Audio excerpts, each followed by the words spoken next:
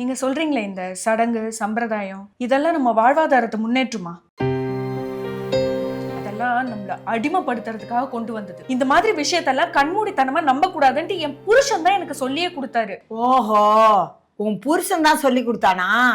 இந்த மாதிரி துர்போதனைகளை சொன்னதுனாலதான் அவன் சீக்கிரமே செத்து போயிட்டான். என் புருஷனை பத்தி பேசுறீங்களே, உங்க புருஷன் எப்படி? என் புருஷன் ஆன்மீகவாதி, பக்தியாவே இருந்தாரு. அவர் எப்படி இறந்தாரு? பார், தேவையில்லாதெல்லாம் பேசிட்டு இருக்க நீ. யாரு? நான் தேவையில்லாம பேசிட்டு இருக்கேனா? ஆமா, உங்க புருஷன் சாமி கிட்ட வேண்டிக்கிட்டு மாலை போட்டுக்கிட்டு ஒழுங்கா விரதம் இருந்து தானே சாமியா பார்க்க போனாரு. அப்படி இருந்தும் அந்த கூட்ட நெரிசல்ல சிக்கி எப்படி இறந்தாரு? அவரு கடவுளை தானே பார்க்க போனாரு. அப்படி இருந்தும் அந்த கடவுள் ஏன் அவர் உயிருக்கு பாதுகாப்பு தரல?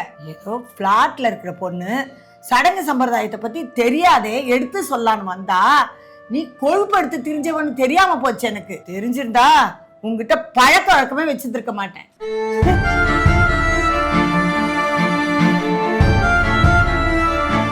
ஃபுல் வீடியோவை பார்க்க சிந்தனை செய் சேனலை பாருங்க. மறக்காம சேனலை சப்ஸ்கிரைப் பண்ணுங்க.